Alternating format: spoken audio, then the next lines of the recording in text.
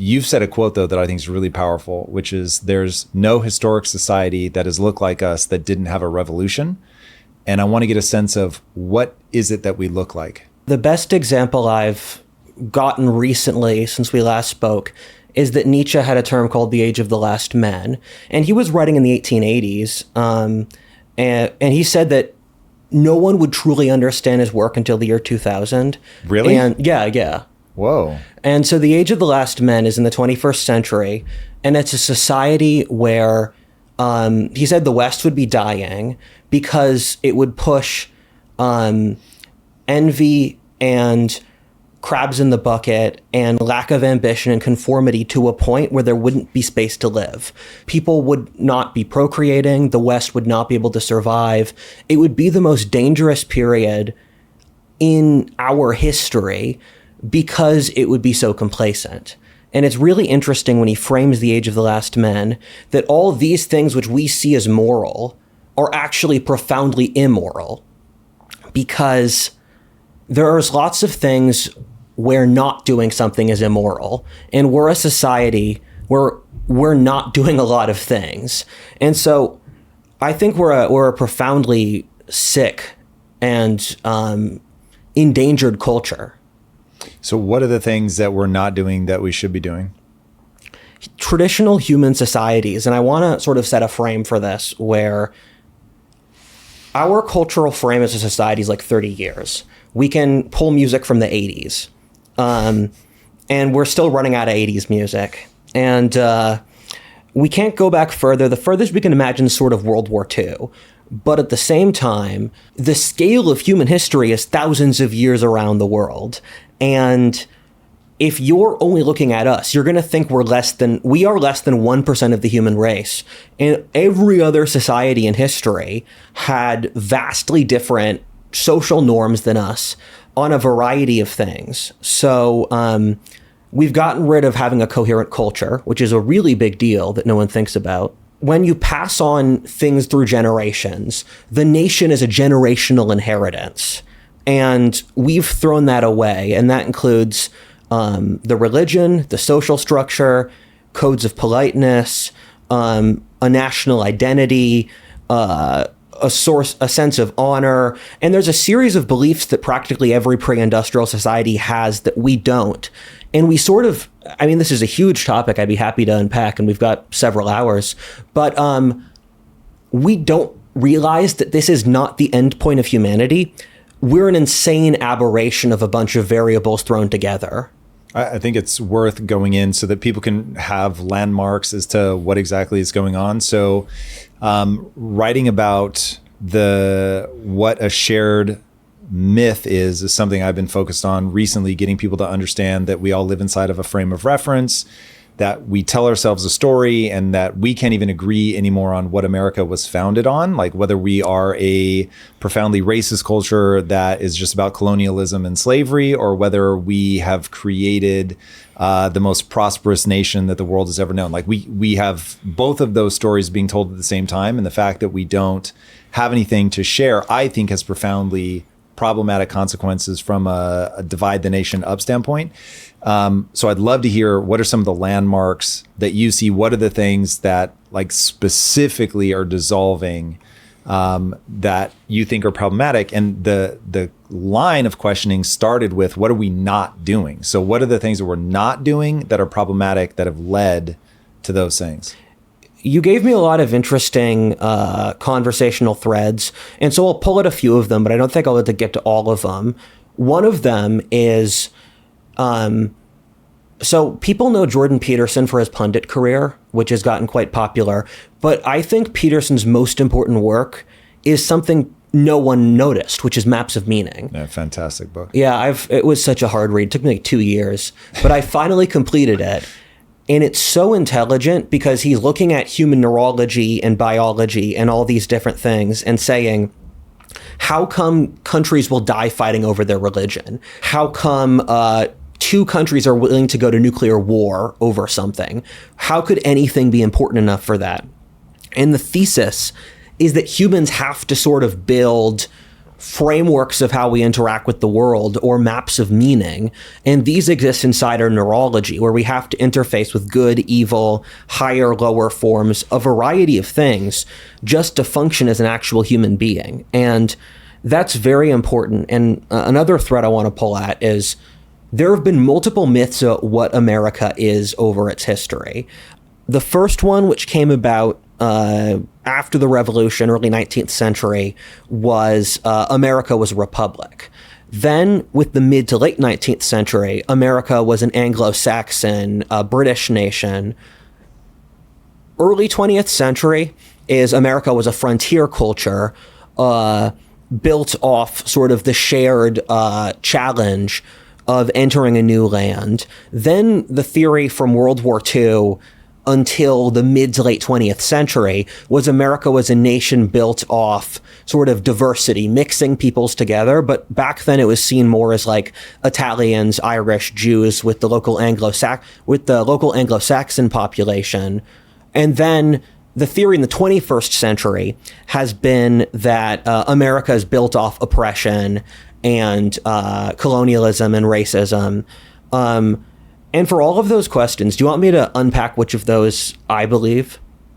It'll be helpful to understand what you believe, but with a specific eye towards why does it matter? Like, does it provide stability? Because when I look at your work, one of the things that I feel like you're trying to do is understand the different ingredients that have made this moment dangerous. And that gives me a sense of I can follow cause and effect in your thinking. And so I'd love to hear those narratives through the lens of, well, if you believe this, this is sort of the knock-on effect, and you can see it in society today. Yeah. Life without identity is very difficult because difficulty has no meaning without identity, and life has a lot of difficulty. So if you have no framework for who you are and what you stand for, you're kind of just going to float around and the world's going to feel empty. And I think that's a huge issue that the entire society has today. And every single attempt to build identity has been destroyed. And this is going to sound like it's a conservative talking point, but if this was a murder, we have the gun. The guy who did it claimed he committed the murder. You see the body. And I don't know, you have witnesses, and that's that the Marxists explicitly set out to destroy the unified culture, and that's what thinkers like Marx and Gramsci Marcuse, Yuri Bezmenov, all of these Marxist thinkers had a legitimate process of social disorientation, which they planned out each step. And we've seen all the steps happen in reality. But the only reason that worked, because in a normal society, you just brush that off, is that with the rate of change with the Industrial Revolution, and we talked about Maus Utopia last time, there wasn't that unified cultural anchoring. Okay, so we've got explicit attempt on the part of the Marxists to go in to leverage essentially the rapid rate of change to know that people are going to just try to make sense of that world. And while they're doing that, we're going to slip in all these confusing, conflicting notions. So it's going to be hard for them. Now I'm using my language, but it's going to be hard for them to even leverage a heuristic of just mapping to somebody else's thinking to say, oh, at least if I just follow them, I have clarity. Now you're following somebody who's very eloquent, very erudite, and yet they intentionally have woven in these beliefs that are contradictory. And so now you are parroting something back, but you don't necessarily understand it. That speaks to a point I made in the video I just recently wrote and I'm about to record today. And so the issue we have is that modern thinkers, or pulling people from the last 200 years, they're very bad at big detail and context and sort of understanding how the world works. Take Marx as an example, who's had an enormous impact on the entire world today, even though people paper that over. But even right-wing people are hugely impacted by Marx. I mean, I've done class analysis. I have my own sort of dialectic of history.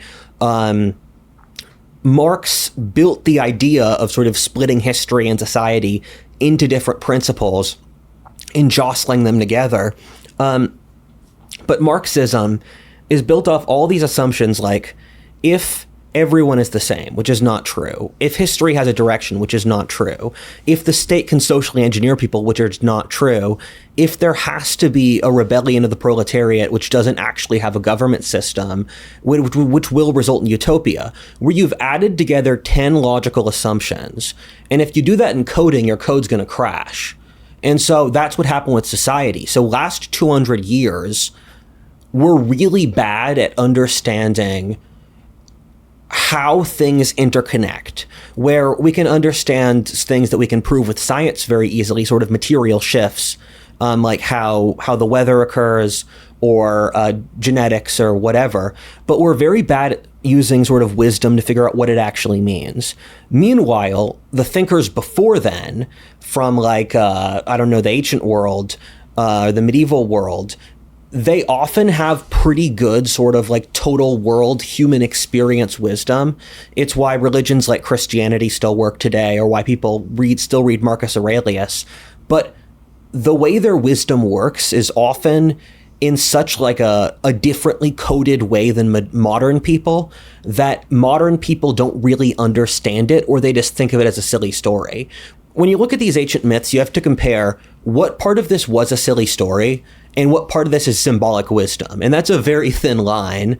And so we're stuck with this gap where we can't find the ancients identifiable, but then the moderns don't really know what they're talking about in a lot of cases. We'll get back to the show in just a second, but first, Paleo Valley's bone broth protein is hands down one of the cleanest, most nutrient-dense proteins you can buy, and it is delicious. It's made from real grass-fed beef bones, slow simmered to extract all the collagen, protein, and micronutrients your body needs to thrive. One scoop gives you 13 grams of high-quality, delicious, bioavailable protein with naturally occurring collagen to support strong joints, radiant skin, and deep hydration. This is the kind of whole food nutrition that humans have thrived on for thousands of years. And let me tell you, the chocolate flavor, it is on another level. Not overly sweet, not fake, just real, decadent flavor that actually feels like a treat. I love this thing. You've also got vanilla, salted caramel, and unflavored if you're keeping it simple. You can get up to 35% off all Paleo Valley products, plus a free gift with your purchase. This is their best offer of the year, so don't sleep on it. Fuel your body with real ingredients. All right, now let's get back to the show. One thing that I want to see if I can get to understand is I have it's overly simplified to be sure, but it is so directionally accurate that I repeat it often. And it's my hypothesis about why exactly society is broken right now. And then that predicts exactly what we would need to do to fix it. It goes like this. All of the problems that we're facing as a society right now are economically, they're born from bad economics. What we've done is in 1913, when we went onto a fiat currency by establishing the federal bank, the Federal Reserve, we went into a system where we could print money. By printing money, we were able to steal from people through inflation. By being able to steal from them via inflation, we created hyper inequality, which, I mean, it took 100 years to manifest, but it's manifesting pretty horrifically right now.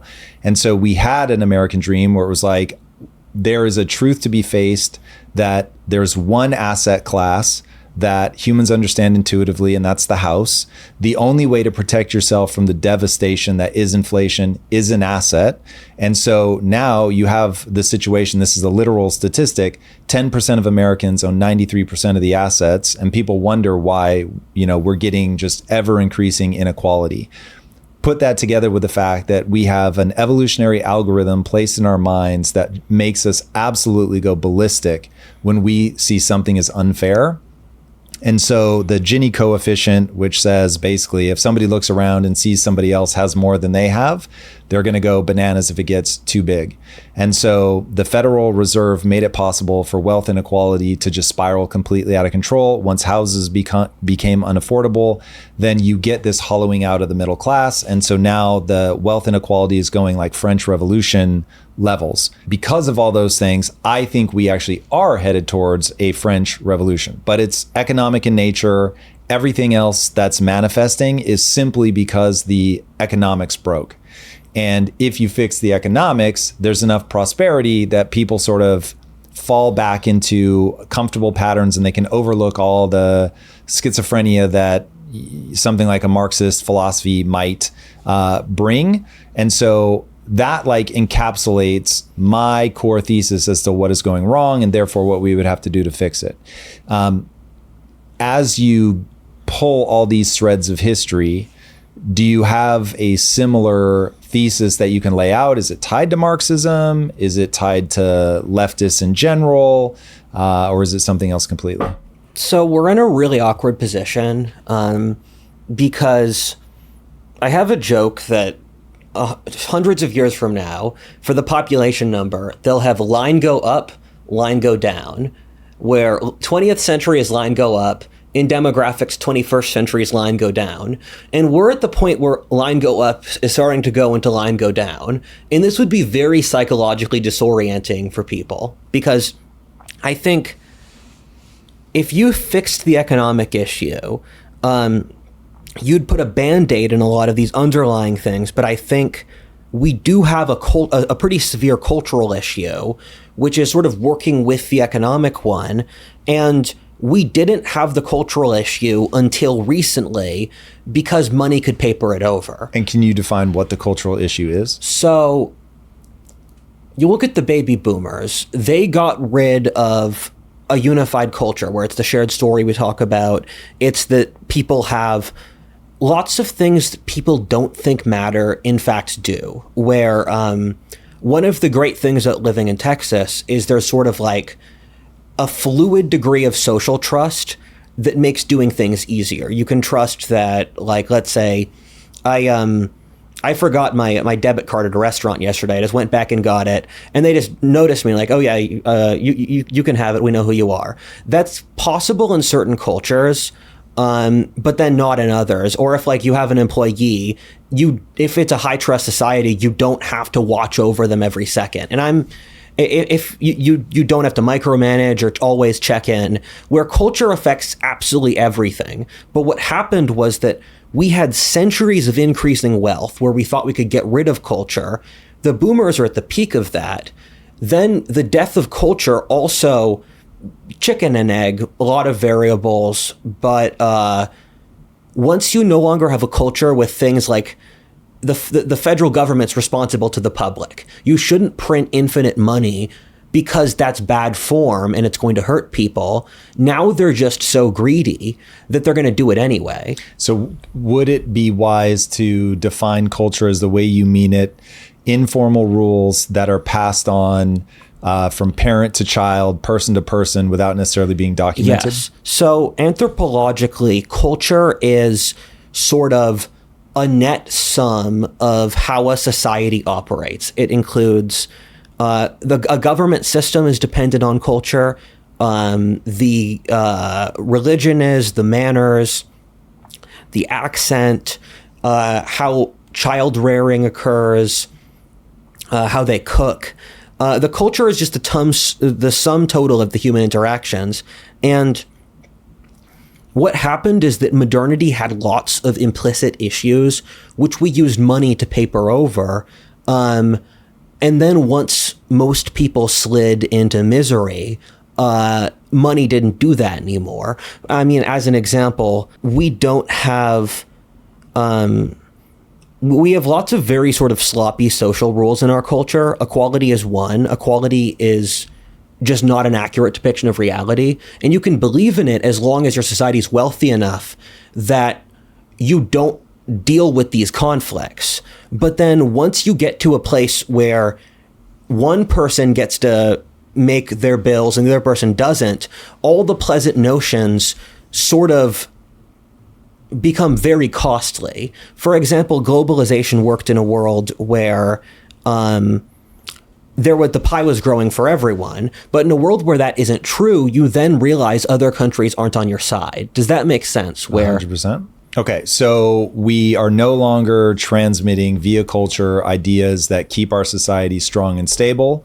When that happens at the same time that the economic pie begins to shrink, suddenly you see all of the issues.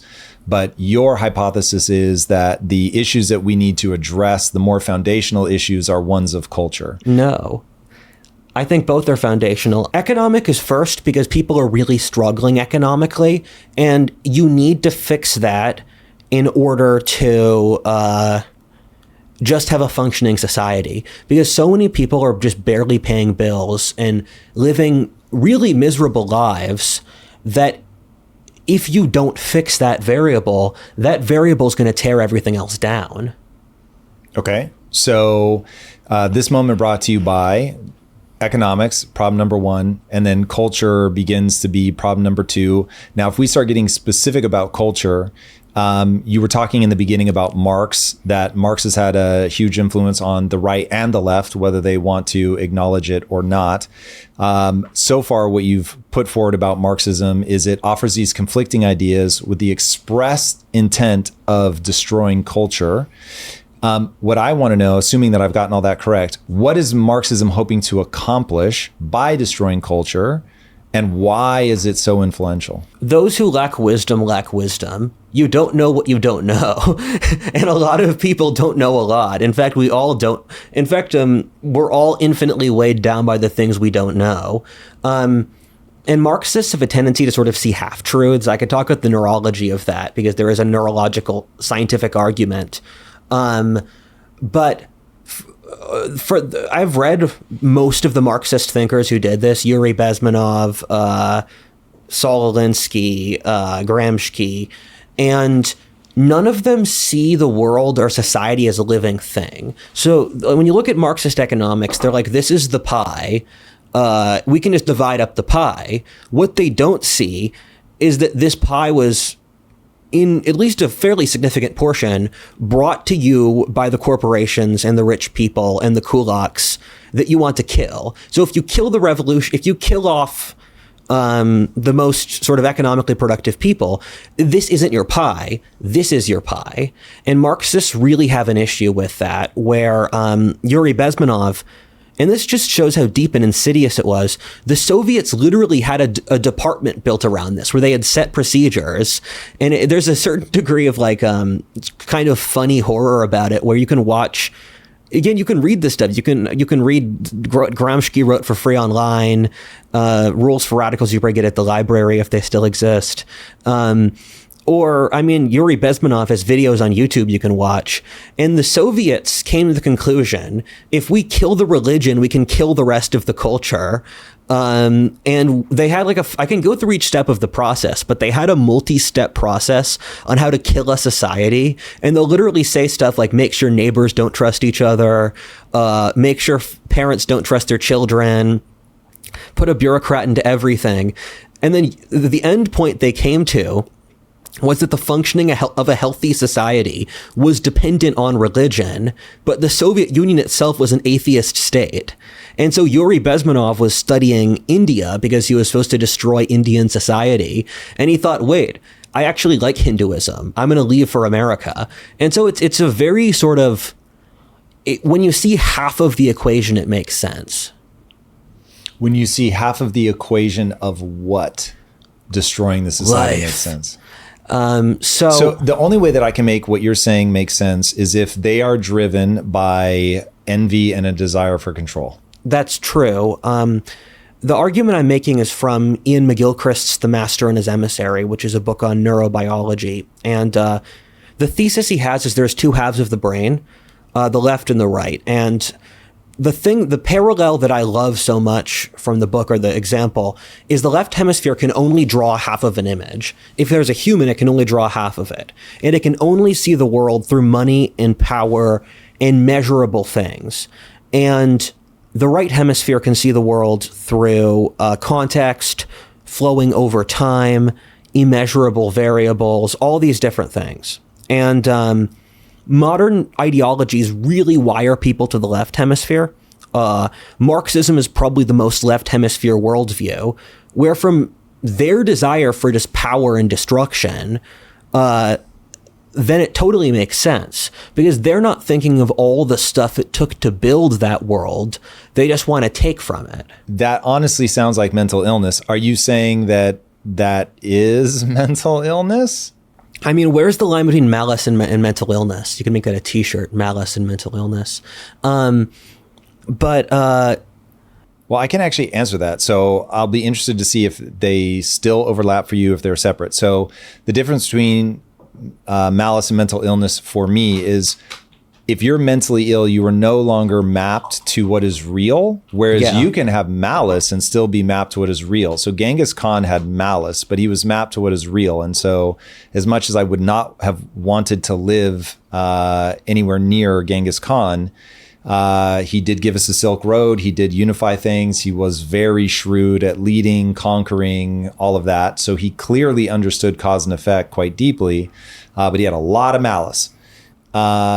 Then you take somebody who's mentally ill, and they may be legitimately confused about how the world works. They may hear voices. They may be unable to process certain data points. And so to your point, they literally can't see or experience a fundamental piece of what's actually happening.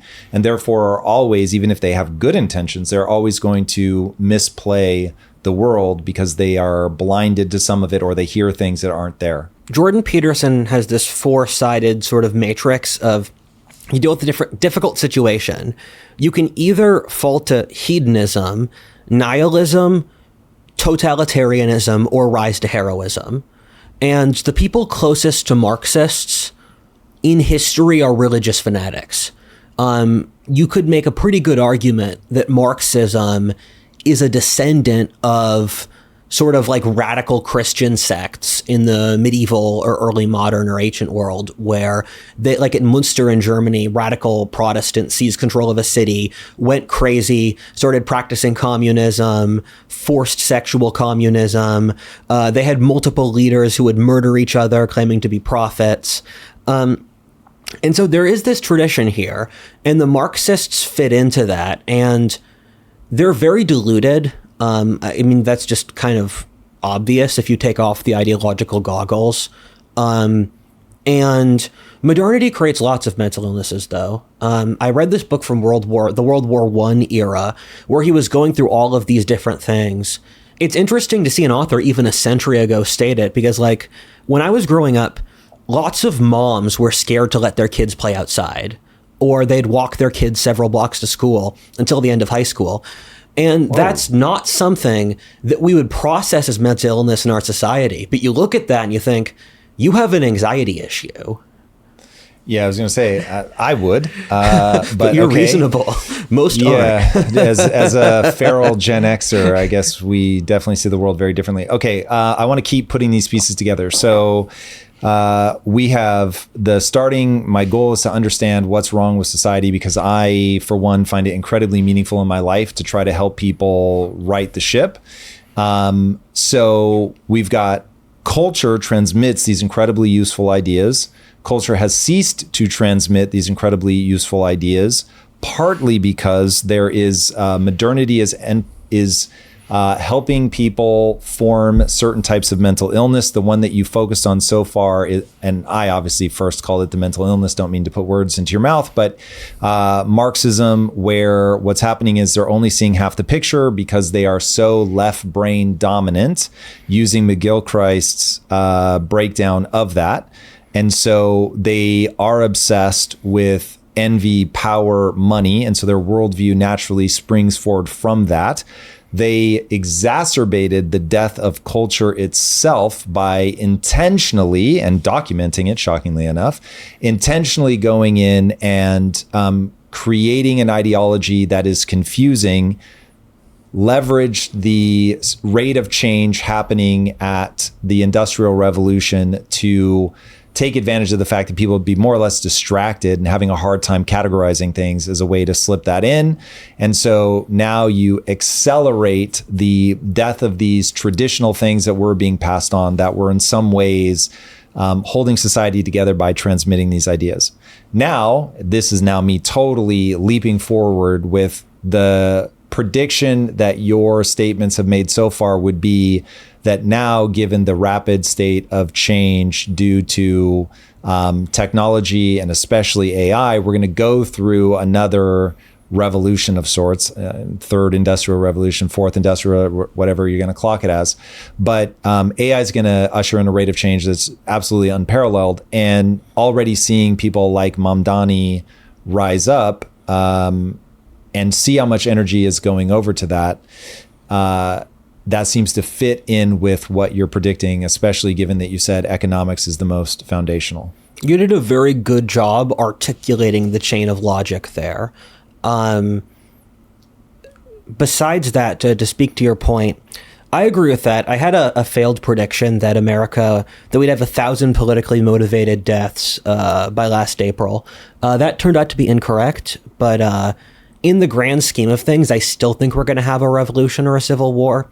I just don't think there's any sort of causality here besides that. And you don't think there's any causality between what we've been talking about in the Civil War? No, I said that incorrectly. What I meant to say is this is where we are. There's no trajectory where we don't have one. Right. Where this chain of causality doesn't continue. And that's deeply concerning, but I don't want to lie to you. It's interesting as well to see it just manifest on both the right and the left, and to see it also around the entire world, where I think our foreign news is really bad now. I don't think Americans know what go on in the rest of the world. But if you look at Germany or France or Britain or South Africa or Brazil or South Korea or China or Malaysia, I have hobbies where I watch documentaries from different countries or look at travel guides to different countries. In all the issues we have in America are occurring in all of those countries. It's really remarkable to see how unstable so many global governments are. Do you see connective tissue? Of course. It's, we spoke about this last time on the podcast. There's various historic cycles that predict that the world goes through these sort of cyclical patterns, where the mid-17th century, nearly every country on earth was having a civil war and an external war, often with plague thrown in. Same thing as the mid-14th century. So these things happen, or like the Roman Empire fell at the Roman Empire's crisis of the 3rd century occurred at the same time as the fall of the Han Dynasty. So these global trends are sort of synced up. And I predicted that it would be a global crisis a few years ago because these trends it's the same causal variables in each region of the world. Okay, so I'll give you the breakdown that I think is happening right now. I'll tell you why I think that it's connected to the other places. Let me know if you see something I don't. To me, this is purely about the economy. And whenever a currency is debased, whether the Roman denarius and you're just chipping away at the silver, or whether the US dollar and you're money printing ad infinitum, what you end up doing is the average person cannot save. And I think it's an immoral decision that people make because the people that are doing it know the average person doesn't understand investing. They don't understand how to escape this. And it puts them into a mechanistic situation where they will get poorer over time. And so anytime that you put people in a position where they cannot save their way to success, they cannot pass their wealth on to their children, you break a unspoken promise that, hey, work hard, be disciplined, don't eat the marshmallow now, put it off till tomorrow, all the things that basically religions have been telling us forever. This is how you win in this survival crafting game that we call life. And it's like once you mess with the underlying economics and you can no longer go mine the ore, find the gold, whatever, and build your stable society, pass things on, and feel like you have been justly rewarded for your efforts, you stop putting forward effort. And once you stop putting forward effort, then things begin to break back down. And so if you have, like we do right now, where people are like, oh, Tom, what are you talking about? It's no big deal that we're money printing. All the countries are money printing. Yes, motherfucker. And that's why we have problems in all the countries, because you are breaking the physics of the way that this game works. And the second you break the physics, like, people are not being honest about the fact that we have algorithms that run in our brain and they are evolutionarily placed. And when you build the game, you have to build the game around the algorithms that are going to run in the human mind. And so we get into these delusional periods largely on the back of success. And I would be very interested to see if most of these repeating cycles happen just on the back of big debt. And big debt is the answer to, hey, things are going great, print a little bit more money. And then you just get caught in this needing to print to keep it going. All of your economy becomes a Ponzi scheme. And then finally it hits a tipping point, it breaks. And to your point, line go up turns into line go down. And that's why you're going to see this stuff happening in a whole bunch of places all at the same time. Because if you are in a globally connected world in the way that we are now, in the way that we were in the moments that you're talking about, once that debt gets out of control, like, it's going to spread like wildfire. Hang tight, because if you run a business, this could be the most important 60 seconds of your week. Here is the reality. By the time you hear about a supply chain issue, a tariff change, or a cash flow crunch, it's already cost you. Revenue's gone, time's wasted, and momentum is shattered. You cannot afford to run your company in the dark. That's why over 41,000 businesses trust NetSuite by Oracle, the AI-powered business management suite built to give you real-time visibility across everything that matters. Accounting, inventory, HR, financials, all in one platform, one dashboard, one truth. NetSuite does not just help you track problems. It helps you see them coming. With AI-driven forecasting, automation, and global visibility, you get the power to pivot fast. Right now, get your free business guide, Demystifying AI, at netsuite.com/theory. The guide is free. Just go to netsuite.com/theory. And now, back to the show. Or the best history of economics books I've ever read is The Great Wave by David Hackett Fisher. You should read it. It's like 100 pages. And it goes through correlating the history of inflation over Western history with the history of political crises. It's really good. And it says exactly what you say, where over these rhythmic periods of political crises in Western and the Turchin data says global history, inflation's correlated with political disturbances. And you don't see this kind of inflation not have political issues. We talked about last time, French Revolution, 30 Years' War, Black Death. I would connect the cultural issue with Mouse Utopia. I think the political and revolutionary whatever crisis is of economic origin. I think Mouse Utopia is of cultural origin. Okay, so Mouse Utopia speed run for people that don't know it. If you create a situation where the mice have everything they need, plenty of space, plenty of food, they end up imploding. They end up stopping having children. They end up killing each other. It's wild. Do you, like, if you had to shorthand that, would it be something like this? When there is no adversity that you have to face, you turn inward. When you turn inward and become self-obsessed, that you're no longer thinking about the group, what's good for the group. You're no longer disciplining yourself. You're no longer like reining in our worst impulses. Yeah. What you said earlier is true, that a lot of these previous cycles, because empires come and go, there have been lots of times the world has ended over history. It's just the world was the world they knew. And that's a lot of cases.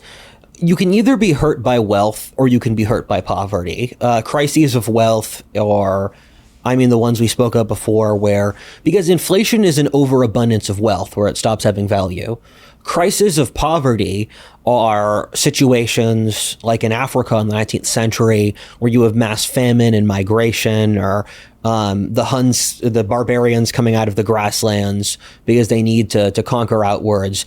As I like to say, you're going to die anyway, so it's better to die rich than poor, where you're going to have problems no matter what you do, but it's better to have more interesting problems. That's kind of what's happening here. And things have been too good for too long. Yeah. Okay.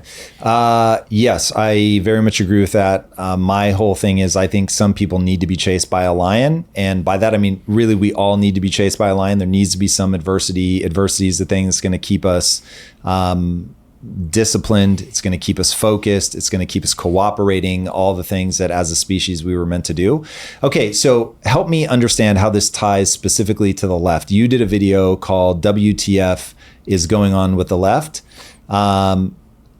What is happening? What do you see there? Why was that worth a video, and why is it one of your highest performing videos? It's one of the highest performing videos because it's politics content, and politics content is always the one that does best because, and I get it, like, it's perfectly reasonable to care more about the things that affect your daily life than... What's interesting, though, I didn't take that video to be overtly political. It certainly is talking about a political class, but you weren't talking about policy or anything like that. Yeah. You were talking about a mindset. It felt more culturally to me. Did that one feel overtly political to you? The reason I say political is that when I make these videos with... you met Merrick and my editor and whatever, I subdivide the videos by subtopic. So I'll have the political subtopic, I'll have the anthropology subtopic, I'll have the history one. So I jump between them. So in my internal mental, I put all modern things in the political category. Got it. So I put everything like incel revolution or that video or will America have a civil war in the political box. So that's why I say it. You could move the categories around and I wouldn't care much. But the thing with the left is they're in a weird place. One of the things people don't notice is that the different sub-coalitions of the left are fraying, where, for example, the TikTok viewers don't trust the NBC, CNN viewers, where there's been a generational rift on the left, where the Zoomer left really does not like the Boomer left because they see the Boomer left as the capitalist oppressors. So they've stopped listening to their paymasters at DNC, and then instead they follow accounts on TikTok and Instagram that have no factual basis. So they are the people who are turning up the throttle for violence. And it seems nearly every day, at least in my feed, leftists are calling for violence in one form or another. And I think the NBC, CNN left don't really know what to do with this, because on top of it, they've built out their ideology and coalition in a certain way that they can't back down. They fired all the reasonable people like a decade ago. If you've made it this far into the left, you cannot be reasonable. They've removed any way they'd change their ideology, but the American people have sort of seen through it enough, and they've lost all of their flexibility. Look at the presidential candidates. I don't think anyone who the left is pushing as leadership, either for that or for a variety of things, they're so lacking because the left has pushed this culture of inauthenticity for so long. That's their core issue. So if their core issue is pushing an agenda of inauthenticity, would becoming authentic solve the problem? Like, this feels, I don't know how to make that. As I said that, I thought I should take that back. They have lots of core issues. I shouldn't say that they have one. They have several that are eating them alive.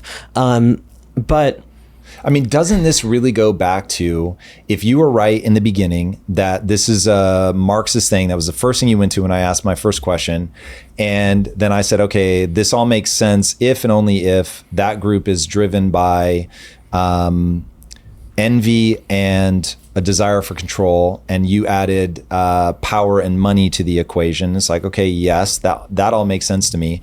When I look at the far left, and there are plenty of people that I wouldn't put into this box that would self-identify as left, but when I look at the far left, they don't make sense to me until I clock envy. Once I clock envy and control, like, oh, they just want to be in control, and they want to be in control in a like spiteful way of, I want to tear this down. I want to stop people. They don't have a clear vision of what they want to build. It's a like against movement instead of a for or a building. If you were saying that was a problem, I'd be like, yes, that maps to what I see in the world. Does that seem accurate, or is that a misread from where you're at? So the reason I said inauthenticity is I was thinking, what's the core issue with the left changing strategy? And the issue is they live in such an artificial world, they can't relate to other Americans or know what they did wrong. They're in an artificial world because they're telling each other a story about what's happening that isn't accurate? Because their way of life is in direct opposition to what humans would normally do. Where if you're in an environment where men have certain biological urges, women have other certain biological urges. If you're in a society which doesn't let you think about them, you're going to constantly be feeling a sort of internal jostling between your social performance or your internal self. Or in the left, they have enormous amounts of aggression and hatred, but they say that hatred is the worst possible trait. So on top of that, they've cut out any sort of new ideas or even aesthetics. There's no good new left-wing art because they've sort of cut themselves off from everything that's not ideology. So at this point, they're just so deep into the cult, and the cult has so much programming that they can't program themselves out of the cult. Out of curiosity, so I like this idea of biological urges. I think that one of the things, as somebody who came to politics very, very late, I felt like I was the kid saying the emperor had no clothes. Seeing people say that men and women are the same, I was like, you guys haven't been married. Like, there's no way you've been married and think men and women are the same. So on this, I take a very nonchalant approach of that, like, if you're building a worldview in a way that's detached from things that are self-evident, you've got a problem. So are the urges that you're referring to largely sexual in nature? Are they about aggression? Like, what would be the clear distinctions that a sane, grounded person would make that the left is failing at? In the pre-modern world, you had a concept called natural law. And America was built off the concept of natural law, where it was sort of lost between the American and the French Revolution. The idea behind natural law, and it stems back originally to the Greeks, but it was codified in Christianity, is the structure of society and the legal code should be a representation of the real world. And so when they were doing various things, like setting up the American Constitution, they were saying, we're going to build this system working with human nature. And their idea was, we're going to work with God's reality, because if you lie against it, you're going to get punished. And so when they set up the checks and balances, their idea was that humans are naturally greedy and selfish. So let's make a system where if humans are greedy and selfish, it works for the society in general. And that's same with capitalism, with science. You're working with an accurate understanding of human nature. And the reason that basically every other society besides us had sexual norms is because of natural law. But it's not just that. That would be a simplification, where social class is to agree natural law, same thing as a legal structure, same thing as how a society wages war, where St. Augustine had the principle of just war, which was there are certain conditions under which war is okay and others where it isn't, because they had a sense that there's human nature, and it's best to work inside the sort of like the range of human nature, because you'll actually get the result. And so what the left does is they just shot natural law and then laughed at its corpse, where they just have no concept that there is human nature to work with, where do they really believe that, or is that one of the bullshit ones that they throw in to confuse people? So I think they actually believe it, because they would make so many better decisions if they did believe it. So I'm reading a really brilliant book now called Modern Times by Paul Johnson, and it's a history of the 20th century. And it's talking about the Soviet Union, where they kept on making all of these staggeringly terrible decisions. And partly Stalin was literally a criminal before he got power, so he has sort of that backdrop. But at the same time, Stalin shot all of his officers right before the war with Hitler, or 80% of his officer corps before the war with Hitler, because the Soviets thought hierarchy doesn't matter. You can replace the officers with sort of like privates. But in reality, the most important variable for a successful military is a strong officer corps. And so he shot all the people with experience, and they didn't think about how are we going to pass on the human knowledge between these two. And he shot them because he thought they weren't loyal. Yes, because Stalin went through phases of paranoia where he just killed people. He killed off like a dozen different groups in Russia. And each time he thought they were going to be his rivals. But in the process, he killed Russian society because he killed off everyone who could have been productive or helped Russia, where they went through they killed off the rich first, then they killed off the kulaks, or the independent farmers. And keep in mind, this is just a generation after the end of serfdom. So all of these people were new money. They would have like a few more cows or a tiled roof. Stalin killed all of them. It's one of the most horrifying stories in all of history. Yeah. Because you're just imagining, like, I'm from rural Pennsylvania. It's like, imagine going into a town and just killing off all of the most respected members of that town. And most of the time, the other people in the town don't dislike them.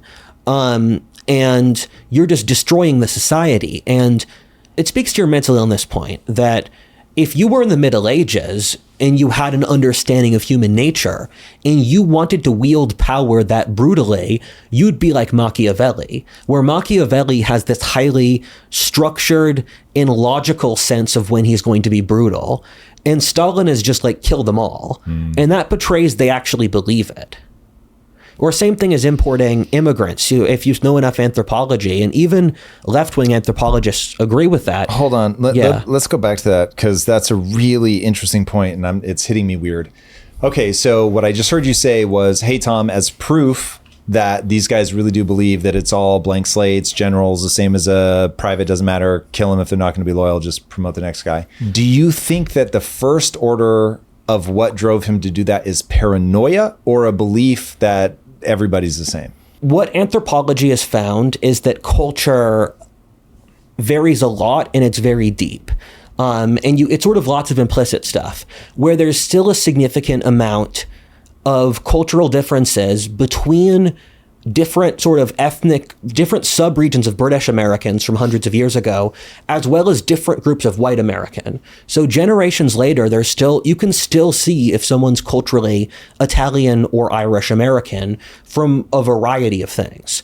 And so culture is very deep, and the vast majority of it's unconscious. And so when the left does a lot of things, they're acting out sort of very complex subconscious beliefs, which have sort of been transmitted to people unconsciously, where children pick up all the elements of their society's worldview without being taught it sort of directly, where a child will know, for example, that their society values equality a lot because people in that society just won't brag, or they'll be uncomfortable with stating one group is more successful than another group.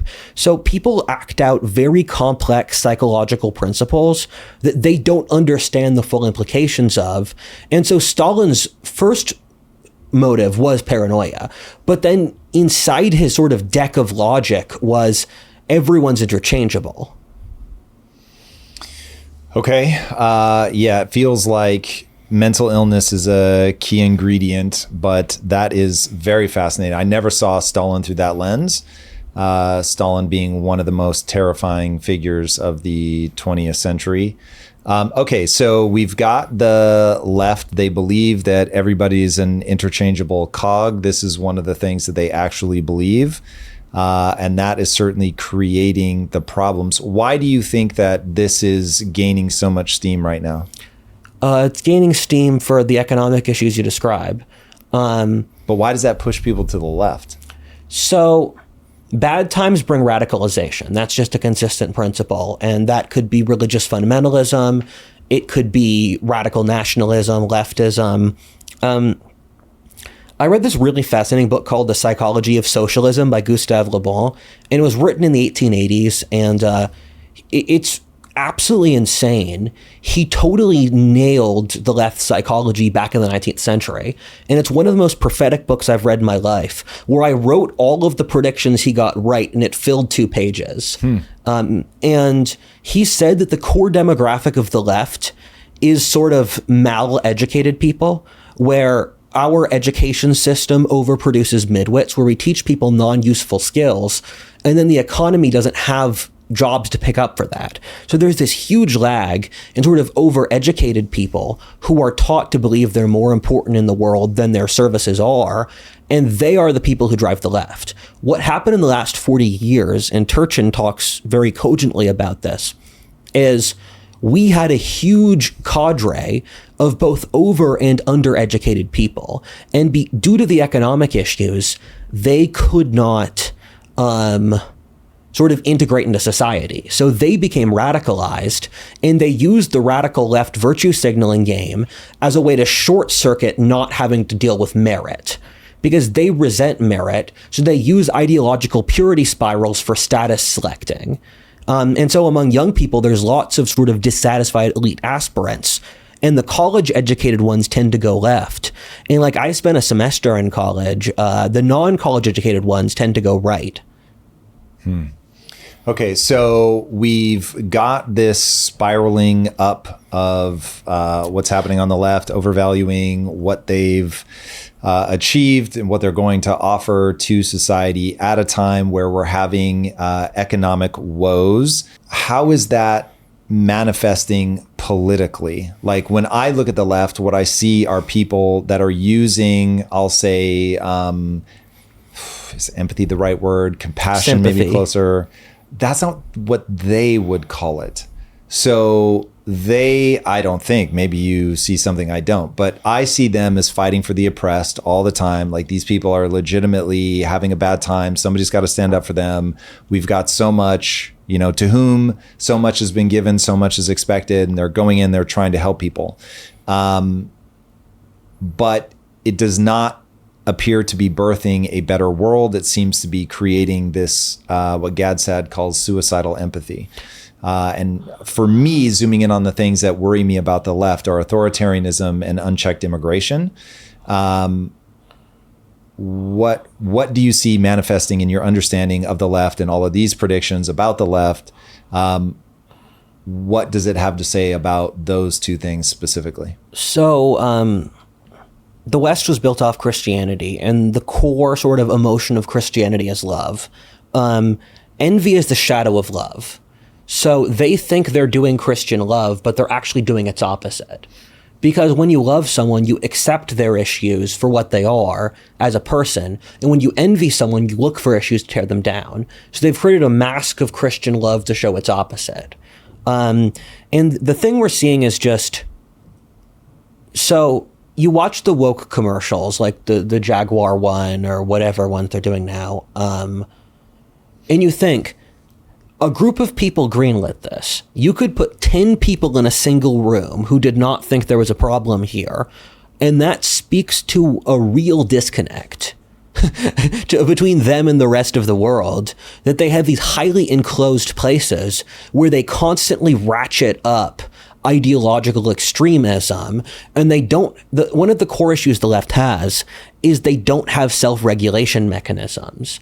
Christianity, as an example, has a series of rules, and if you break the rules, you'll get kicked out.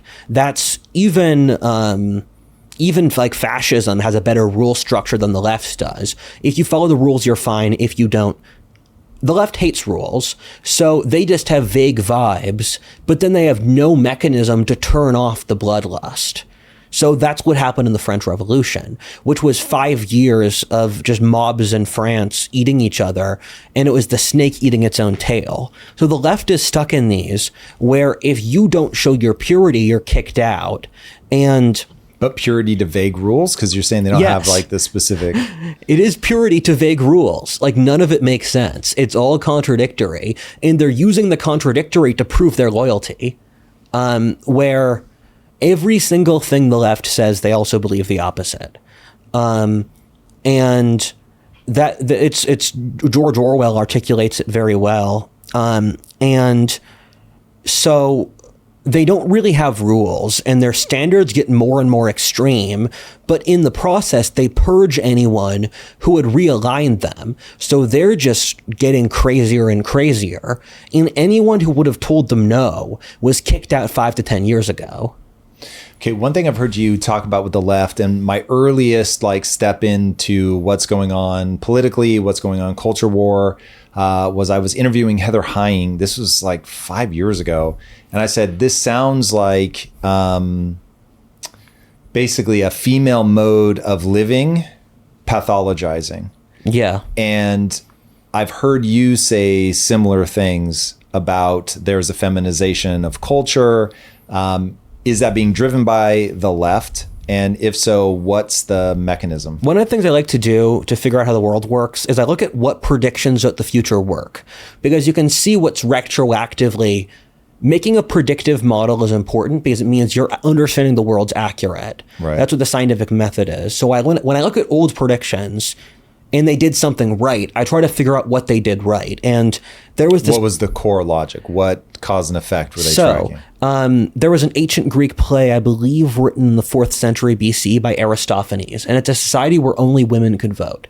And it's a society where they get rid of capitalism and institute communism. They destroy the family. Senators sit in the central sort of Senate, and then they complain about how the room's too cold.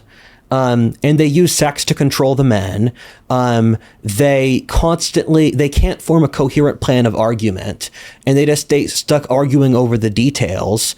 And so you have this author in the ancient world who said that feminization of society will produce communism in the breakdown of the family and culture because there's an innate biological self-interest. Say more, because I think a lot of people would look at women and say, that's who wants to have children. Life's complicated, man. So, women want to have children under certain contexts, and they don't under other contexts. And there are different biological switches for both that societies can press. This is really a sign of archetypes being real, because the easiest way to explain this is the Jungian division between Mother Earth and the devouring feminine, where women tend to not like social barriers, clear principles or rules. And you can either say that's out of some like evolutionary self-interest, or you could say it's just sort of, there's the whole argument of like the yin and the yang, and like each sex has their own sort of innate character that propels them. But the core logic is that because women are so biologically secure, they don't get any benefit from taking risks. So it's all risk mitigation. And so when you're removing all of these social structures, you're removing potential sources of risk, and you try to make a society where to differentiate yourself is a risk, where everything is as sort of undifferentiated as possible. So that's how you end up with communism from it. Did I explain that well? You've got the first brick laid down, but I think there's more bricks to lay. So things that I've heard you talk about, which are very much along these lines, are when women say all women are a 10, that there's a thing that they are actively trying to pull off, that female hairdressers will cut the hair of women that they believe are more attractive than them by a couple inches more than you would to maximize their attractiveness. So they're actively trying to hurt their chances on the sexual market. So it gets to this idea that women are playing a very different game from a masculine perspective. I recognize it. I see what you're talking about. I see that in women. But I don't, even now talking with you, I don't know that I fully understand the end game that they're playing for. There's a great book on the topic called Warriors and Worriers by Joyce Bennison. Warriors and Worriers? Yes, it's on Audible. It's very good. And it talks about the negatives of female psychology. And it's funny seeing this middle-aged, I would guess leftist woman write such like a cutting and good critique of toxic femininity. And it goes through a lot of evolutionary psychology, where, as an example, unhappy women attack their family the most and then are polite to the outside society. Look at the modern West, attacking our family, polite to the outside society. Or there's, in female friend groups, and this is all backed by statistical evidence, you can look it up, most women are scared to succeed lest their friends like them less, where that's a very toxic dynamic. Or intersexual competition, which we spoke about, of hairdressers will cut the hair of women that are more attractive than them a few inches shorter than women who are beneath them in attractiveness. Or in female social settings, the not having the implication of equality is considered socially very dangerous. And you look at modern society, what's happening is that the bureaucratic machine of industrial civilization likes this feminine equality mechanism because it stops anyone from rising up and challenging it. It's a highly useful mechanism to keep the public in conformity. So that's why they're pushing men bad, because only men could rise out of this. And there's toxic femininity and there's positive femininity. And I want to state that because for every, like, if for example, if we said, like, you look at the murders of various dictators and genocides, you say that's men, that's true, but it's also a specific subtype of men who are doing a specifically male pathology. And it's comparable with pathological femininity. And the core issue of that is the abdication of responsibility, where because the cost of child rearing is so hard, that you have an incentive to abdicate responsibility, to let go of costs associated with basically having this little person attached to you for 20 years, where you're physically incapacitated for months. And so if you look at the left, it's all the abdication of responsibility. If you want a single place where the left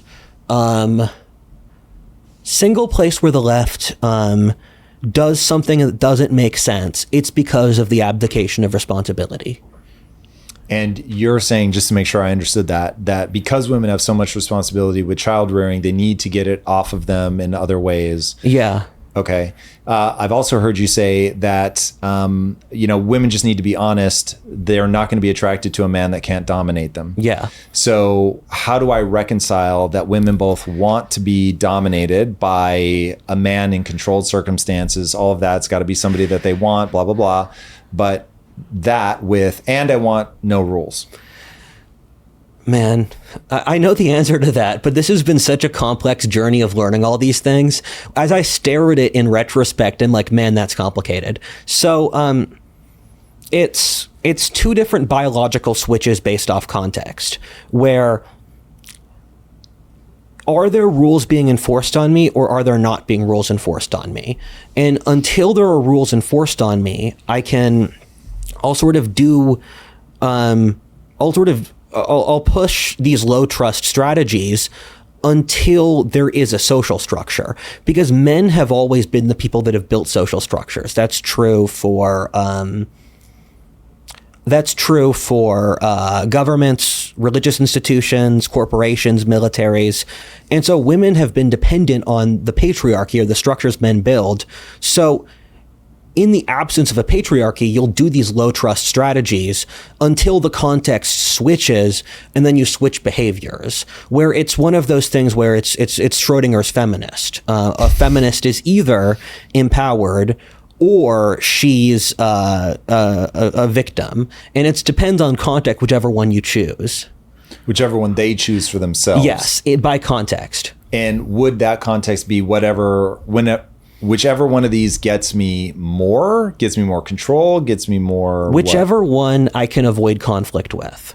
Where if there's a conflict, because the incentive structure is that women cannot win fights against men, so a lot of female behavior is offsetting their physical weakness against men. Because if you're not going to win, go with the flow. So if I'm in a context where I can get away with, I'm going to get away with it. If I can't get away with it, I won't get away with it. Okay. It doesn't make sense to people like us, where you and I are both very sort of entrepreneurial and we want to enter into a situation and figure it out. It makes significantly more sense if you're like a Russian peasant or a Chinese peasant, where you have these huge governments that are utterly exploitive. And so when you can hide a little bit of grain from the tax collector, you do so. Okay. So you're saying that is one of the strategies that women employ. Yes. Okay. So as we feminize the societal structures that have traditionally been created by men, and at least in this moment are being co-opted by women, what are the consequences for men? A lot. I mean, there's no birth rate. That's a pretty big consequence. What's the actual mechanism that's driving that down? Yes. It's a holistic system. So one of the core issues with modernity in the left hemisphere is you can't see the entire equation, which all fits together. So if you have a sexual breakdown, that's going to have consequences on your society's political structure, on its religious structure. If the birth rate decreases, that's going to affect your society's economy. Everything's connected.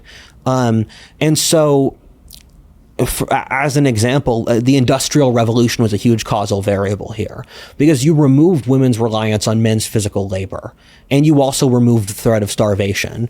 But so the consequences for men are most men get hypergamied out of the pool.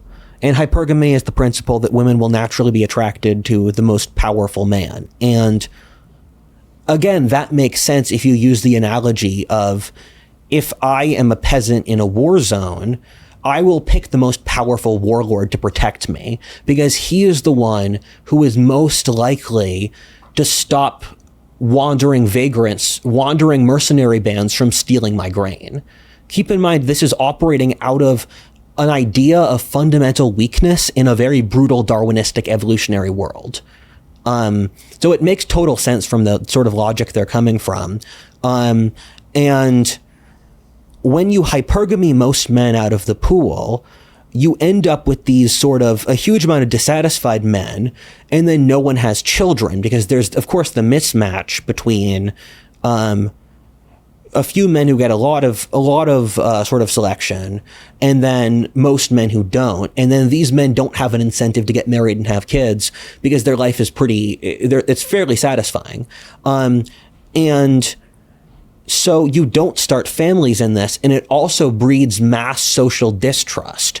And for every loss in sort of like, if you raise taxes, you'll have exponential economic decreases. Same thing as social life. If you make social interactions 20% more difficult, you're going to see an exponential decrease in social interactions. And that's why I think politeness is important to societies. Because you're trying to alleviate some of that friction. Yes. Okay. So that feels like an example of wealth inequality. Wealth in this example being not, the hypergamy becomes possible because of literal wealth inequality, but then in terms of sexual mate selection opportunities, there's also a sort of wealth inequality of that as well. Okay, so that came from, I'm trying to figure out what happens when you feminize a culture. What's the pathology that we're going to start to see in men?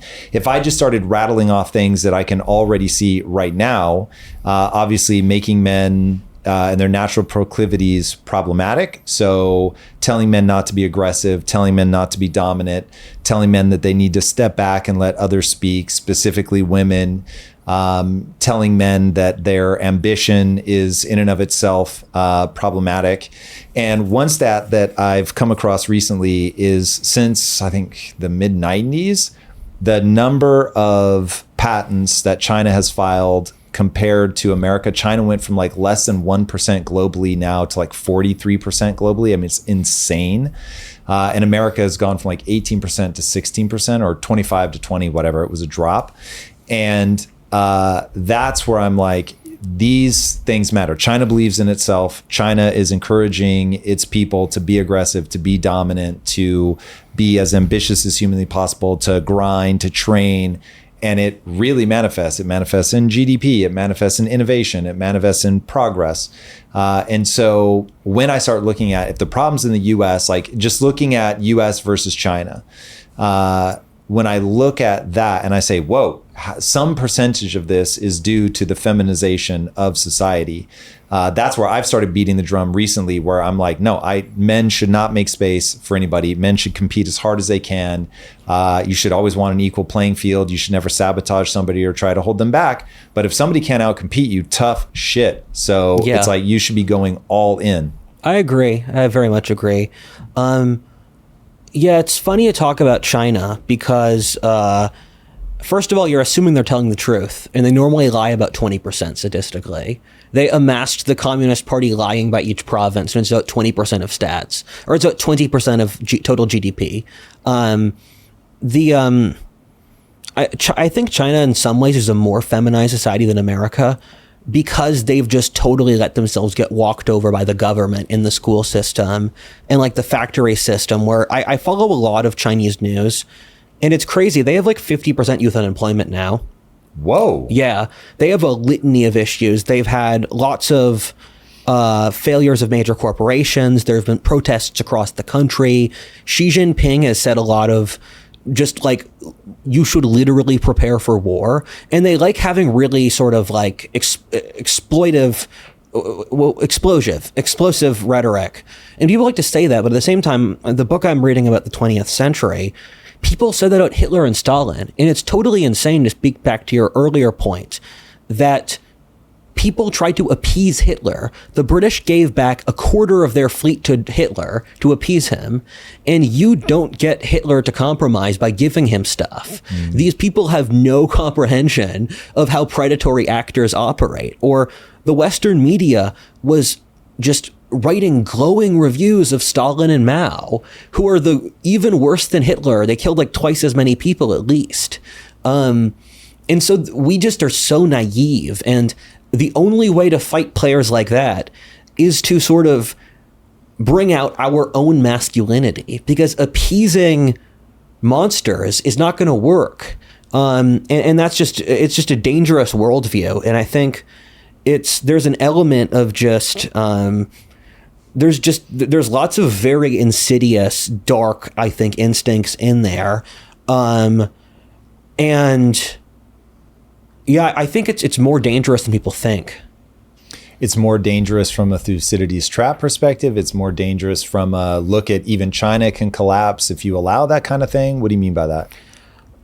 It's dangerous on a lot of levels. I think because we're developing a lot of godlike technology now between AI, genetic engineering, the space technology, new forms of weaponry, sort of like predator drones. I'm probably forgetting a bunch. And this technology would require a lot of masculinity to master, because we've let the genie out of the bottle. We can't go back. And so we have to sort of grab Jormungandr by its tongue.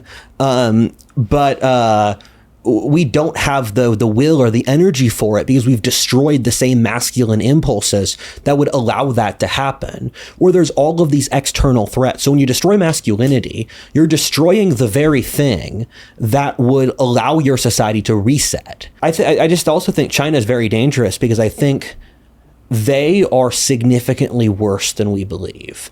I think we're going to look back on the things going on in China now and realize that it was like the other totalitarian regimes we slept on.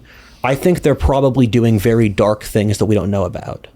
That would not surprise me at all. I think the big thing that's going to come out about China is that we don't understand that there's a very big difference between Deng Xiaoping and Xi Jinping. And when Mao finally died, and I don't think people realize, you've talked a lot about only having lived in the 21st century. I was alive when Mao was alive. So I'm like, this was recent. And he was killing people by the tens of millions. And when he died, finally, the CCP woke up and was like, okay, hold on. This is horrific. We don't want to keep going through this. And so Deng Xiaoping makes his famous quote, it doesn't matter if the cat's black or white as long as it catches mice, and being rich is glorious or wonderful, whatever he said. And so the thing I try to always remind people is, hey, capitalism is so dope that when the communists decided that they wanted to lift hundreds of millions of people out of poverty, they turned to capitalism, literally brought over Americans to teach them how to capital. And that was what brought them out. But then when Xi Jinping came into power, they didn't realize he ended they had term limits, because they didn't want to have happen what happened with Mao to happen again. And yet Xi Jinping was able to reclaim the Communist Party, make himself supreme leader. But I am hearing, and I can't validate this yet, but I am hearing rumblings coming out of China that Xi Jinping may be losing his grip on power, that he may not be meeting with Trump, partly because he's afraid he can't leave China because that they wouldn't let him back in. Now that is wild. Now you normally hear stuff like that and it ends up being whatever. People said all kinds of crazy shit about Putin 5 years ago and none of it has come to pass. So take it with a huge grain of salt. But the part that I do think we're missing is so many of us are clocking what was going on in China in the late 90s and early 2000s as what's happening now.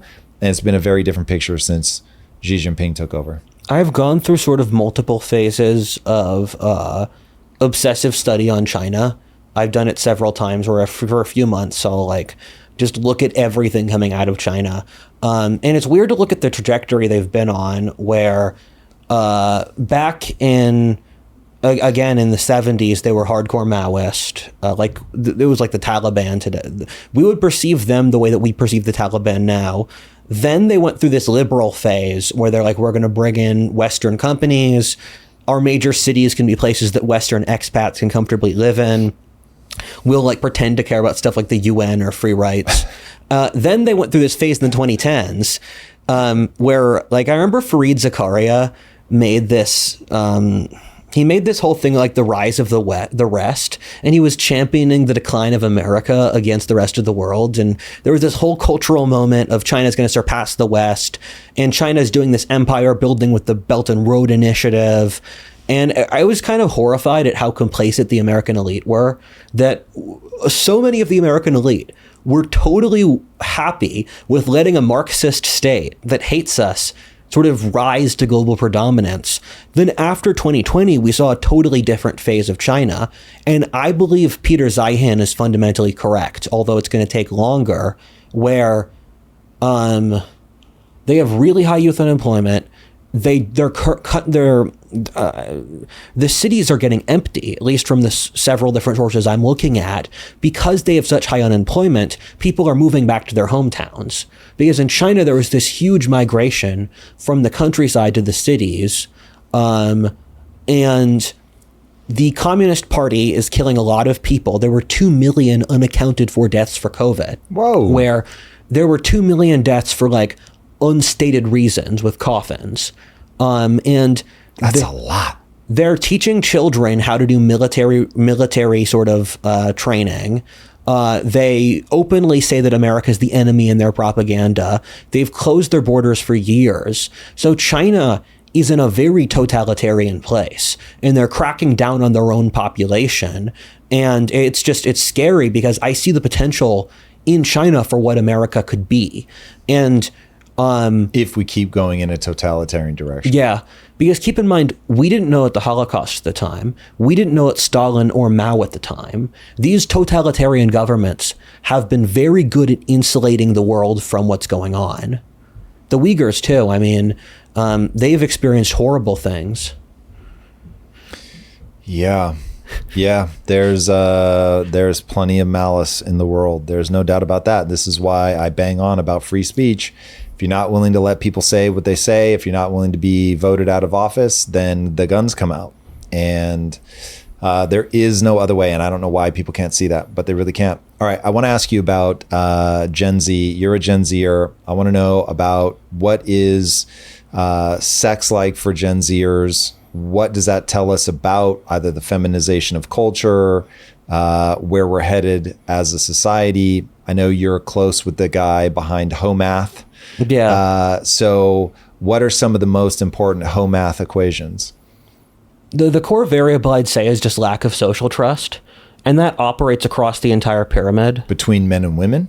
Yes. Just in the entire equation. And so you have the hypergamy system, where I always forget your audience is probably a different demographic than, because for the spaces I'm in, we've had this discourse for a while and everyone's seen the home math chart. And I realize a lot of your audience might not have seen the home math chart. Yeah, my audience is older than yours. So 80% of men, 80% of women go to 20% of men. And that's due to the structure of the dating apps, where a majority of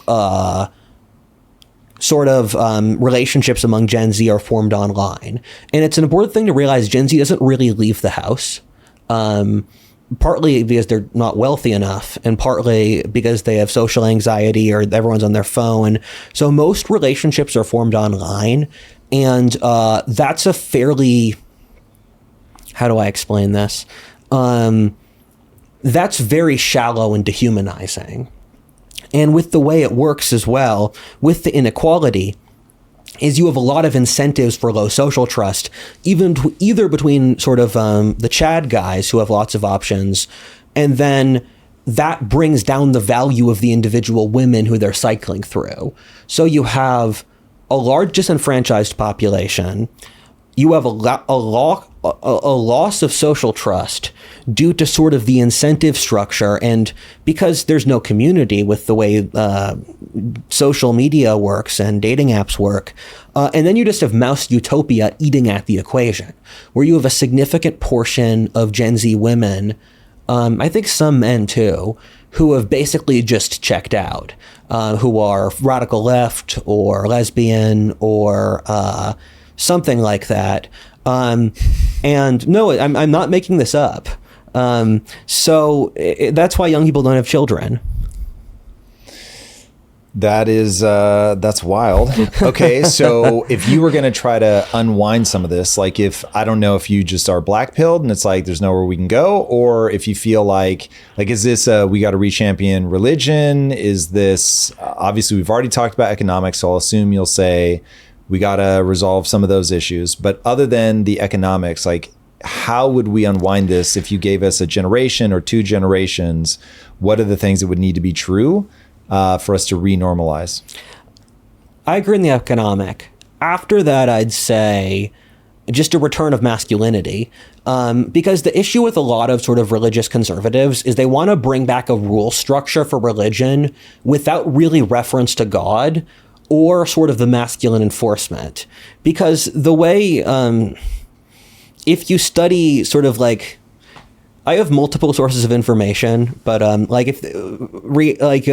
conservative authors of a century ago or ancient wisdom would say that the first step in this is to increase masculinity, and then that has a frame for femininity, because masculinity is based off respect. Masculinity will create a frame for the feminine to basically live inside of? Yes, exactly. Okay, sorry, you were about to think, I think you're about to go into more detail on that. Please explain. So the masculine sets the frame, it's like iron, and the feminine's like water. It flows through the frame the masculine sets.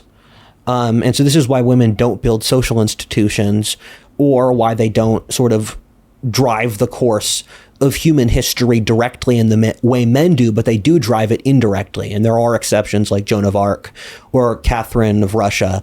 And so just trying to enforce religious rules without masculinity means no one will respect them. But I'd say two things. First, increase masculinity, because like, how do we do that? Like, eat more fucking Brazil nuts? Like, what are we doing here? Yeah, it's a difficult question, because industrial civilization solves so many of our problems, but we're going to have a lot of problems very soon. And the masculine is doing and the feminine is being. And so when men do things that garner respect, because the masculine is formed by respect, and the feminine is garnered by love. So women will love men they respect. But the issue is that in our current society, we make it nigh impossible to produce men that women respect, because the feminine group sort of herd mentality is envious that other women may get men they respect. And this is my mate suppression video. So they stop men from rising to positions of respect. That's wild. Give people a quick primer on mate suppression. It's a great video. Thank you. So this is one of the very twisted parts of human nature. And one of the things I've learned in the last few years is that we think evolution's simple, and we think that life is sort of it's rational, it fits in a spreadsheet. But life can periodically be very twisted, where you've got the fungi that go into an ant's brain and eat it and take control of the ant. You have horrible diseases that spread through like syphilis is pretty twisted. And mate suppression is one of the most twisted biological impulses, where it exists across both sexes, but it's more heavily a part of toxic femininity. And it's the impulse to hurt other people who are potentially doing better than me by lessening their fertility. Jesus. And examples of it include, there's so much of this stuff when I was growing up. I mean, the second point I'd say for fixing the sexual duality is you have to stop dehumanizing men, and you have to stop dehumanizing children as well. Because when I was growing up, there were people who had pressure to put their kids in after school programs. And if you didn't watch your kids play all the time, you could have the police called on you, or, there was the whole thing, the government passed a bill. You had to put in a certain type of car seat to have children, and it saved an amount of lives I could count on one hand, and it stopped 200,000 births, because the cost of having the car or the seat for that, people couldn't afford it. And if you want other examples, socialism is taking from others, putting it in the central pot. It's just, or trying to make silly rules about silly dating rules, or when people make silly rules, they're normally for mate suppression, because if the rule doesn't serve an actual purpose, the purpose is to hurt you. That is a very dark place to end this interview. Rudyard, where can people follow along with you? Check out my two channels, WhatifAltHist and History 102. And thank you. This was a wonderful episode. Dude, you are a fascinating mind. Every time I have to recheck your age, because I am aghast each and every time. I was like, yeah, he really has only lived in the 21st century. It is wild. I cannot wait to see where you're at in 10 years, 15 years. Your ability to sponge up knowledge, historical context, frameworks is really incredible, man. So I love being on the timeline with you. Thank you. I'm honored. No, man, my pleasure. All right, everybody, if you haven't already, be sure to subscribe. And until next time, my friends, be legendary. Take care. Peace. If you like this conversation, check out this episode to learn more. I'm looking at America and I'm saying that we're really going through something. We are in decline. I would use even more dramatic words than that, but I don't want to get trapped in a linguistic game. Okay. So I'll just ask, do you think America is declining on any meaningful measurements? I would push